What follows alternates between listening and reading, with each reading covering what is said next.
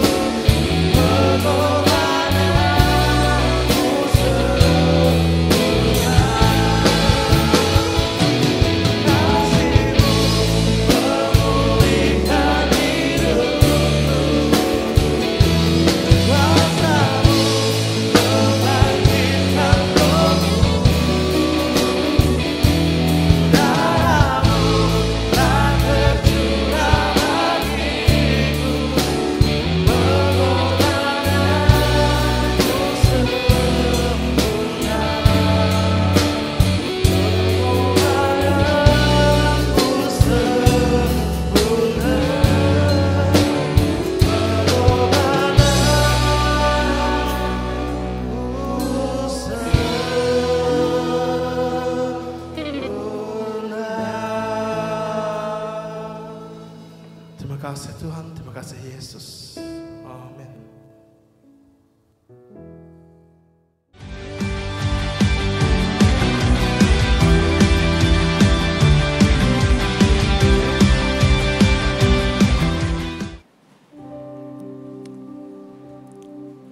Shalom, selamat petang semua.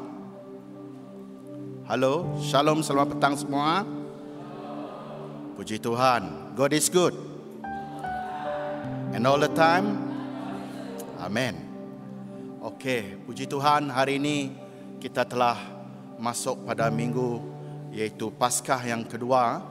Minggu Paskah yang kedua.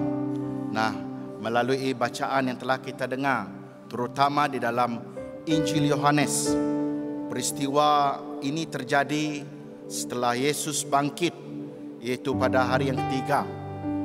Nah, peristiwa ini terjadi setelah 8 hari setelah mereka memberitahu Thomas bahwa mereka itu para murid yang lain termasuk para perempuan itu telah melihat Yesus yang telah menampakkan diri, dan kubur di mana Tuhan Yesus dikuburkan telah menjadi kosong.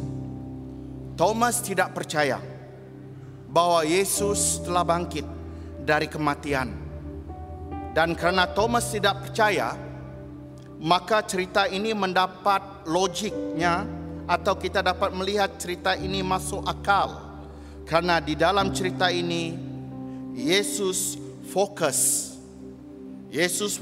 menangani ketidakpercayaan Thomas.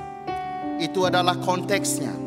Jadi berdasarkan konteks cerita ini, mari kita memulai memikirkan mengapa Thomas di dalam kisah Injil yang dibaca kita pada petang hari ini meragukan kata-kata daripada para murid dan perempuan yang mengatakan bahwa Yesus telah menampakkan diri kepada mereka. Nah, saudaraku, kita perlu ingat teks ini bukan bicara tentang segala macam keraguan. Di dalam dunia ini ada banyak orang tidak percaya kepada Yesus atau tidak percaya kepada iman Kristen karena ada banyak alasan. Banyak alasan orang menjadi ragu. Iman Kristen adalah kebenaran yang sesungguhnya. Salah satunya keraguan berasal daripada filsafat materialisme. Salah seorang tokoh yang merupakan pengasas dari filsafat materialisme ini adalah Karl Marx dari Jerman, yang berbangsa Yahudi, yang merupakan pengasas ideologi komunisme ataupun komunis. Orang yang percaya akan filsafat materialisme berfikir tidak ada yang nama hal-hal spiritual ataupun dalam bentuk roh. Tidak ada yang namanya Tuhan. Semua yang disebut dengan kenyataan ataupun kebenaran itu adalah hal-hal yang hanya dapat dilihat, hal-hal yang dapat disentuh dan dapat diamati dan dapat dibuktikan. Artinya, yang disebut dengan kenyataan itu hanya ruang. Kemudian hal-hal yang dapat kelihatan, dapat disentuh dan dapat diuji, dapat dilihat berdasarkan pancar indera. Jadi hal yang tidak kelihatan, apalagi namanya Tuhan, tidak masuk di dalam golongan itu, maka Tuhan tidak ada, kata mereka. Itulah di saat mereka mendengar, orang Kristen mendengar tentang Tuhan, apalagi bicara tentang kebangkitan, mereka yang memegang filsafat materialisme tersebut langsung akan menolak bahwa Tuhan itu ada dan menolak bahwa ada kebangkitan tubuh. Nah, kadang-kadang tanpa kita sadar, orang-orang di sekeliling kita, kawan-kawan kita, teman-teman kita, mereka juga salah satu menganut pandangan ataupun filsafat materialisme ini, saudaraku. Lalu hal yang kedua, ada juga keraguan yang muncul pada diri orang bukan karena dia menganut atau memegang filsafat materialisme, tapi karena alasan apa, saudaraku? Alasan psikologis. Saudara-saudara sangat mudah menjadi sinis, yaitu yang namanya sifatnya mengejek atau memandang rendah tentang kebaikan orang, ataupun menjadi pesimis, sikap mentaliti yang negatif. Nah, ketika kita sedang mengalami tekanan hidup ataupun kepenatan, secara jujur kita semua mengalami hal tersebut. Waktu kita kepenatan, kelelahan, maka kita cenderung cepat marah dan sangat cepat melihat segala sesuatu menjadi apa, saudaraku? Menjadi negatif. Nah, orang-orang mengalami banyak sekali tekanan hidup yang banyak sekali mengalami kesusahan akan cenderung untuk berfikir, kamu mau bicara tentang Tuhan apa? Kalau Tuhan itu ada, mengapa dia tidak menolong kesusahan yang sedang saya hadapi sekarang? Jadi kalau kamu bicara tentang Tuhan, bicara tentang Yesus, bicara tentang kebangkitan, bicara tentang Injil, bicara yang kita akan dapatkan yaitu sinisma, yaitu kata-kata ejekan, yang ataupun kita akan dapat keraguan daripada orang-orang daripada golongan ini. Kenapa mereka sinis? Kenapa mereka pesimis? Karena mereka tidak melihat bahwa iman Kristen itu masuk akal karena alasan psikologis. Jadi jangan mengecilkan hal-hal semacam itu, saudaraku.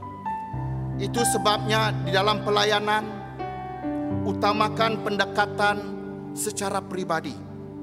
Amati dulu orang-orang yang kita layani. Kadang-kadang mengapa mereka sulit sekali untuk menjadi percaya, sulit sekali untuk dapat menerima tentang kebangkitan Tuhan Yesus, sulit sekali untuk mempercayai iman Kristen karena ada masalah psikologis, tekanan hidup mereka, saudaraku. Mereka tidak dapat melihat jikalau pribadi Tuhan itu sungguh-sungguh benar dan sungguh-sungguh wujud, mengapa dunia ini penuh dengan pelbagai masalah, penuh dengan pelbagai persoalan dan musibah lain dan sebagainya.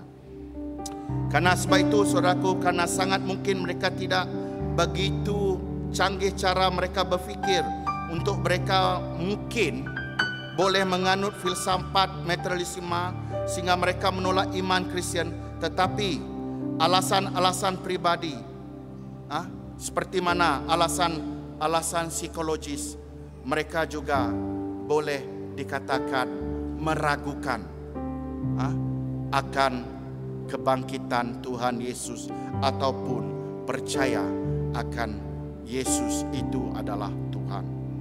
Lalu alasan yang ketiga, saudara. Kemudian orang yang juga menjadi ragu karena iman Kristen mungkin bukan karena alasan filsafat, mungkin bukan karena alasan psikologis, karena alasan tekanan hidup ataupun alasan tekanan hidup, tapi karena dia hidup dalam dosa setiap hari. Dia menikmati dosa tersebut. Saudara-saudara, Alkitab jelas sekali mencatatkan, saudaraku, bahwa apa yang mematikan iman kita adalah apa? Yaitu dosa. Orang-orang yang tidak berjuang melawan dosa dan tidak berjuang melawan godaan untuk berdosa, melakukan itu kemudian menikmati itu dan menjadikan itu sebagai gaya hidup. Nah, lama-kelamaan mereka akan tiba di satu titik. Kita dapat membayangkan hal itu. Mereka akan tiba pada satu titik dan mereka akan melihat di muka mereka, di cermin, kemudian berkata kepada diri sendiri, saya tidak percaya kepada itu. Itu semua kata-kata yang hanya mengarut. Jauh lebih nyaman, jauh lebih nikmat hidup yang begini daripada percaya dengan kata-kata yang mengarut tersebut. Nah, itu bukan karena cara berpikir, dia berpikir bahwa Tuhan itu tidak ada, atau karena dia mengalami tekanan hidup, tetapi mungkin karena dia memiliki apa, saudara? Berkelimpahan uang dan harta dan gaya hidup keberdosaan dia yang sedang dia nikmati, sehingga dia tiba pada satu kesimpulan, yaitu bahwa apa? Bahwa lebih nyaman lagi hidup seperti ini dari percaya kepada Tuhan yang berkata tidak boleh buat ini, tidak boleh buat itu, tidak boleh buat ini dan sebagainya. Artinya keputusannya untuk menolak atau meragukan iman Kristen itu karena apa, saudaraku? Karena seseorang itu menikmati apa yang disebut dosa di dalam hidup sehari-hari mereka. Jadi apa, saudaraku? Di sini kita harus apa? berhati-hati dengan dosa-dosa kecil yang dinikmati di dalam hidup ini. Karena Alkitab mengajar dosa itu membunuh iman kita. Jadi apa saudaraku? Yang kita baca di sini, kalau menurut dalam ayat 24 sampai di ayat 25 itu bukanlah merupakan keraguan filosofi dan juga bukanlah merupakan keraguan psikologis. Bukan juga karena Thomas ini juga hidup dan menikmati dosa. Itu bukan, saudaraku. Tentu saja kita tahu bahwa semua kita adalah orang berdosa, tapi bukan itu poinnya, saudaraku. Lalu jenis keraguan apa yang ada pada Thomas yang kita baca di dalam teks pada petang hari ini, saudaraku. Saudara-saudara, yang kita baca dalam teks ini, Thomas meragukan bahwa Yesus telah bangkit dari kematian karena semacam ada apa, saudaraku? Kekecewaan religius ataupun kekecewaan keagamaan yang sangat dalam. Bagaimana kita tahu itu, saudara-saudara? Para murid sepanjang di pelayanan Yesus 3,5 tahun berjalan hidup bersama dengan murid, siang malam berkali-kali mengatakan bahwa dia akan pergi ke Yerusalem, menanggung banyak sengsara, menderita, mati dan bangkit pada hari yang ketiga. Dengar baik-baik, berkali-kali. Kalau kita lihat di dalam kitab Markus pasal yang ke-8 sehingga pasal yang ke-10, sebanyak 3 kali. 3 kali Yesus mengulangi nubuatan itu bahwa tidak lama lagi dia akan pergi ke Yerusalem, menanggung banyak sengsara, menderita, mati dan bangkit pada hari yang ketiga. Persoalannya, saudaraku, apakah murid-murid itu percaya? Sudah tentu tidak. Mereka tidak percaya. Bahkan apakah saudara ingat peristiwa terkenal ketika di Kaisarea Filipi, Yesus bercerita tentang kematiannya di Yerusalem dan tiba-tiba Petrus menarik ke samping dan berkata kepada Yesus, kiranya itu dijauhkan daripada Tuhan ataupun daripada engkau, ketika dia mengatakan pada Yesus. Mereka tidak percaya, saudaraku. Mengapa mereka tidak percaya? Bukan karena mereka tidak percaya Yesus itu Mesias. Mereka percaya Yesus itu Mesias. Mereka percaya Yesus itu Mesias. Sebab itulah kita melihat mereka sanggup mengikuti Yesus. Yang menyebabkan mereka tidak percaya adalah apa? Masakan Mesias boleh mati? Sebab Mesias yang mati bagi orang Yahudi pada abad yang pertama itu tidak kedengaran menarik. Mereka menginginkan apa, saudaraku? Mereka menginginkan Mesias yang datang mencabut pedang kemudian mengajak semua orang, mari ikut saya, kita pergi kalahkan tentera Romawi di medan pertempuran, kita lawan sampai titisan terakhir darah kita sehingga kita menang. Nah, inilah Mesias yang mereka inginkan. Jadi Mesias yang menderita, Mesias mati, apalagi bangkit dari kematian itu tidak nyaman kedengaran oleh telinga mereka. Orang-orang Yahudi memang percaya akan kebangkitan.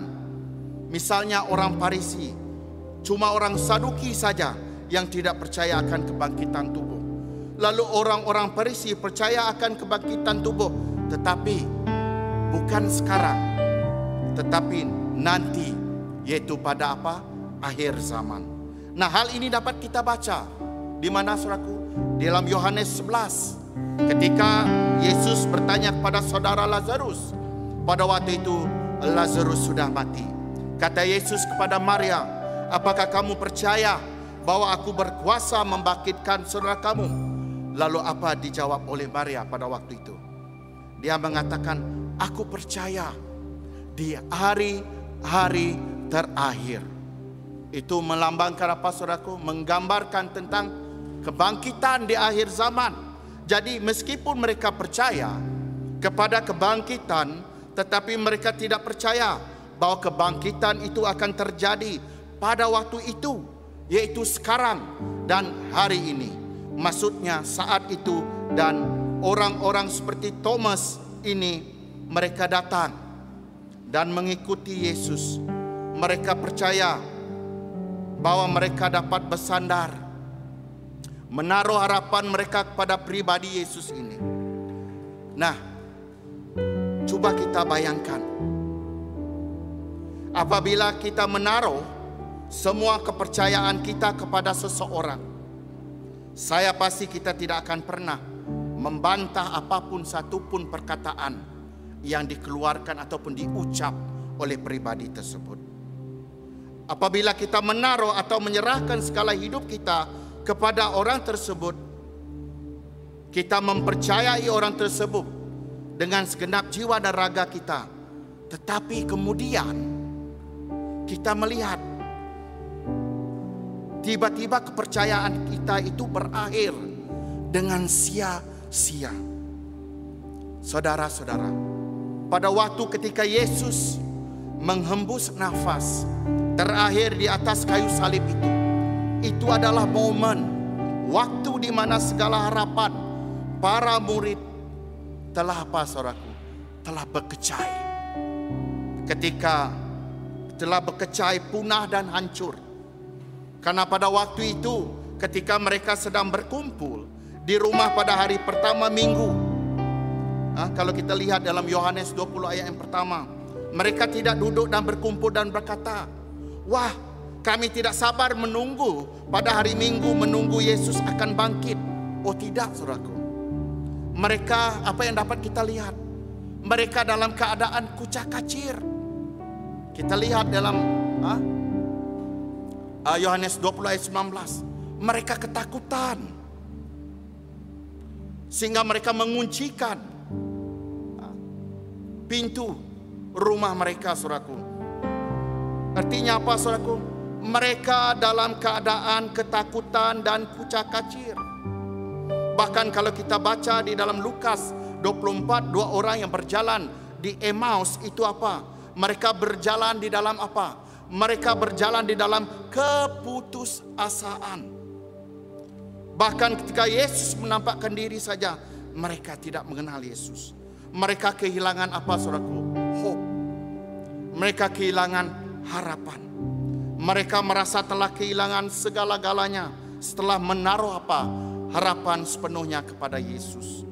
Yesus mati sia-sia menurut mereka di atas kayu salib.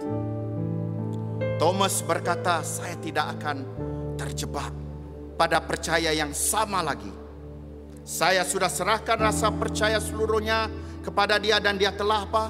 Mengecewakan saya dengan cara mati di atas kayu salib. Dan sekarang apabila murid-murid datang kepada Thomas mengatakan Yesus telah menampakkan diri, Thomas mengatakan, sekarang kamu datang dengan kata-kata yang mengarut bahwa dia bangkit daripada kematian. Saya baru mau percaya seandainya kalau saya boleh melihat langsung dia dan menaruh tangan saya di bekas paku itu dan di bekas tombak di lambung dia itu.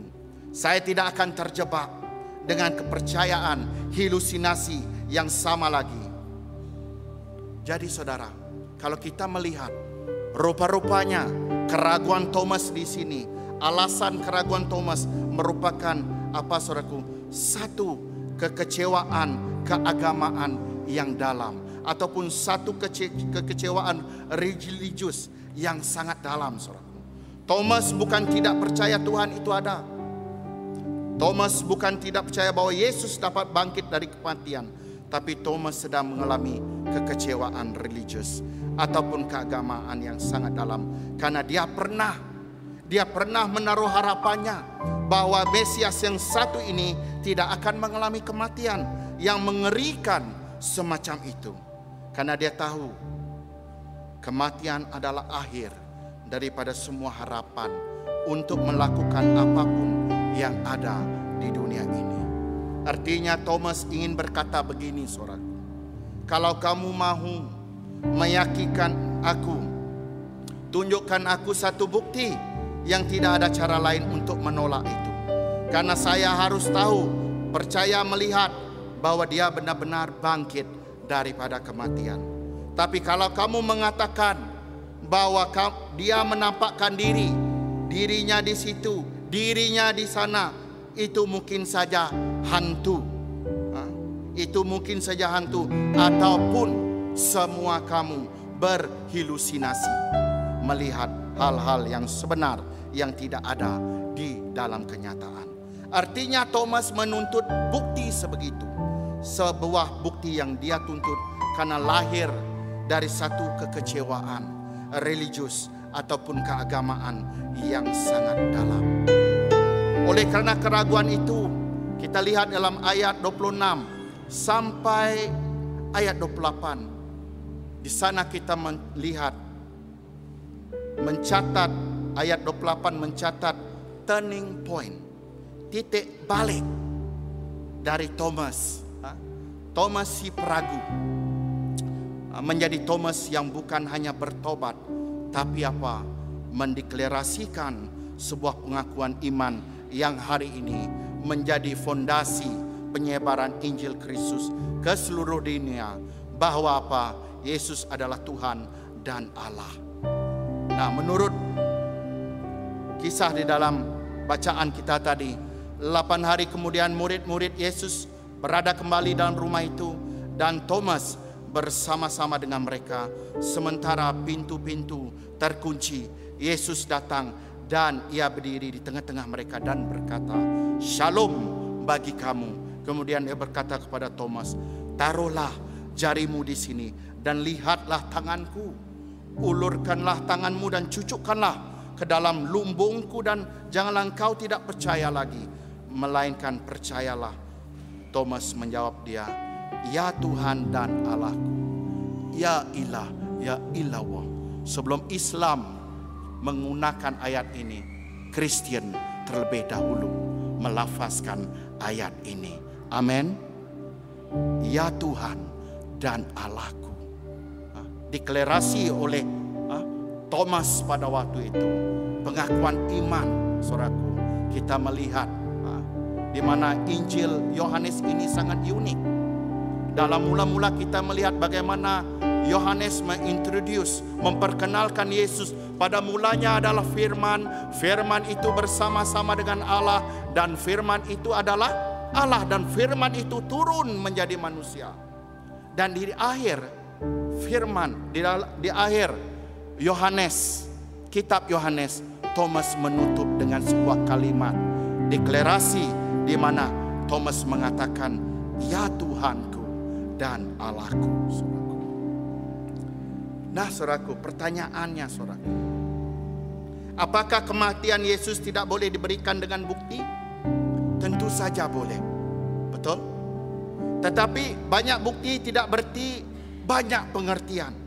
Bukti selalu dipercaya berdasarkan pengertian yang telah dimiliki sebelumnya. Orang boleh saja melihat Yesus bangkit dan percaya dia bangkit, tetapi apakah persoalannya? Apakah dia mengetahui makna kebangkitannya?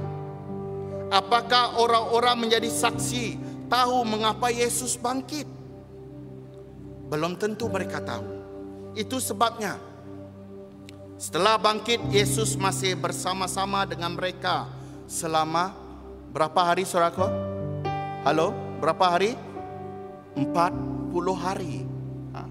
Dia perlu memberikan pengertian tentang mengapa dia harus mati dan dia bangkit. Saksi saja tidak cukup, saudaraku. Yesus menginginkan saksi yang mengerti bukan hanya sebuah fakta bahwa dia bangkit, tetapi pengertian di sebalik alasan mengapa dia harus bangkit. Kita semua yang percaya hari ini pada Kristus, itu bukan karena kita melihat. Betul atau tidak?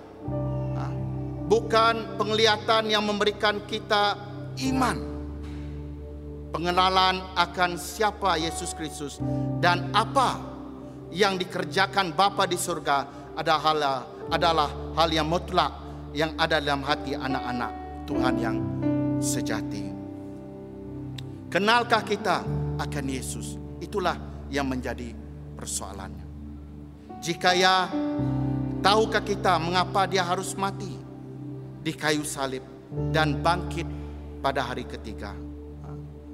Thomas melihat, maka dia pun percaya. Tetapi Tuhan Yesus mengatakan apa, saudaraku? Berbahagialah mereka yang tidak melihat, tetapi apa? Percaya. Kitalah orang yang siapa, saudaraku? Yang tidak melihat, tetapi percaya. Mengapa kita dapat percaya? Apakah karena kita hanya percaya bulat-bulat? No. Karena kepada kita Allah sendiri menyatakan tentang siapakah Kristus. Allah menyatakan dengan cara apa, saudaraku? Bukankah kita semua tidak pernah melihat Yesus yang telah bangkit dari antara orang mati? Nah, di dalam ayat 27 dan 29, Tuhan Yesus mengingatkan para muridnya bahwa dia yang memegang kuasa atas pemanggilan umatnya, akan memanggil orang-orang yang tidak melihat namun akan percaya. Persoalannya, saudaraku, bagaimanakah cara orang yang tidak melihat namun percaya? Jawabannya adalah apa, saudaraku? Melalui kitab suci, melalui firman Tuhan, melalui Alkitab kita, saudaraku. Dengan itulah kita apa, saudaraku? Kita yang tidak melihat, namun kita boleh percaya bahwa Allah ataupun Yesus itu sungguh-sungguh benar ada. Amin. Dengan kitab suci itu, saudaraku, itu sebabnya di dalam bahagian selanjutnya, yaitu Yohanes 20 ayat 24 hingga 31 dikatakan tentang tujuan Injil Yohanes ditulis. Mengapa Yohanes tiba-tiba membahas tentang alasan Injil Yohanes ditulis? Karena dia ingin mengingatkan kita semua bahwa umat Yesus Kristus yang sejati akan bertambah banyak dan terus bertambah banyak di seluruh bumi ini. Bukan karena kita melihat, bukan karena kamu dan saya dibawa Tuhan ke surga, saudaraku, tapi karena apa? Karena kita membaca kitab suci. Amin. Amin, saudaraku. Karena kita membaca Alkitab, saudaraku. Injil Yohanes ditulis agar siapapun yang membacanya semoga memperoleh iman. Iman karena apa, saudaraku? Apakah iman karena melihat bekas luka di tangan kaki Yesus Kristus? Sudah tentu bukan. Tetapi iman karena mengenal Yesus melalui memahami rencana dan pekerjaan Tuhan daripada firman-Nya. Amin. Sebab itu, saudaraku, saya senang dengan satu lagu, Hatiku Percaya, di mana kita dituntut untuk percaya kepada Tuhan. Walaupun kita tidak melihat rencananya, tapi kita percaya melalui janjinya, yaitu janjinya yang telah kita baca dan kita terima daripada firman-Nya. Amin. Mari kita sama-sama nyanyi lagu ini. Saya undang kita bangkit berdiri. Mari kita sama-sama menyelami kata-kata di dalam lagu ini, saudaraku, ataupun penyembahan ini. Saat ku tak melihat jalanmu, saat ku tak mengerti rencanamu, namun tetap ku pegang janjimu. Pengharapanku hanya padamu. Sekali lagi sama-sama kita katakan. Saat ku tak melihat jalanmu, saat ku tak mengerti rencana, namun tetap ku pegang janjimu. Pengharapan hanya padamu. Sama-sama kita katakan, hatiku percaya,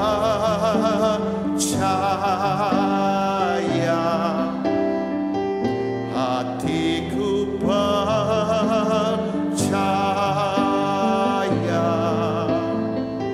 hatiku percaya,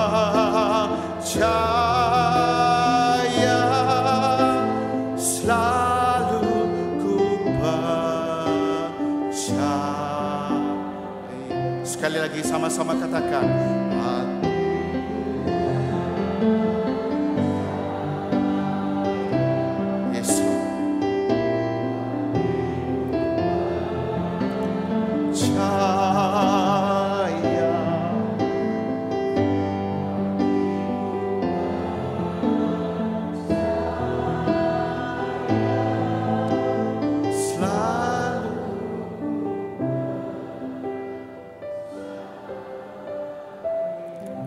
benar Tuhan, kami percaya bukankah kami melihat bekas-bekas luka dan lubang tombak-Mu Tuhan.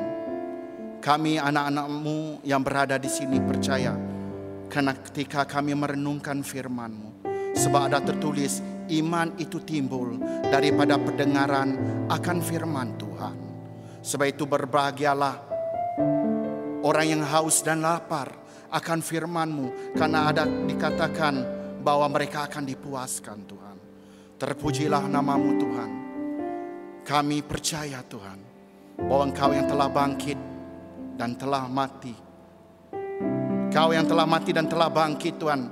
Dan kini Tuhan, Kau yang telah duduk di pangkuan Bapa di surga. Dan juga Tuhan akan datang untuk kedua kalinya, untuk menghakimi orang-orang yang berdosa maupun orang yang tidak percaya dan percaya Tuhan. Oleh itu Tuhan, Kau terus tetap mempersiapkan hati kami di saat waktu Maranatha-Mu tiba Tuhan, agar kami terus tetap mempertahankan iman kami, agar kami terus menguduskan diri kami Tuhan, dan mengerjakan keselamatan kami dengan takut dan gentar Tuhan. Berikan kami kemampuan dan berikan juga kami kekuatan untuk terus boleh berjalan di dalam terang-Mu yang ajaib ini Tuhan. Terima kasih Tuhan, semua doa ini sekali lagi kami serahkan di dalam nama Yesus Kristus.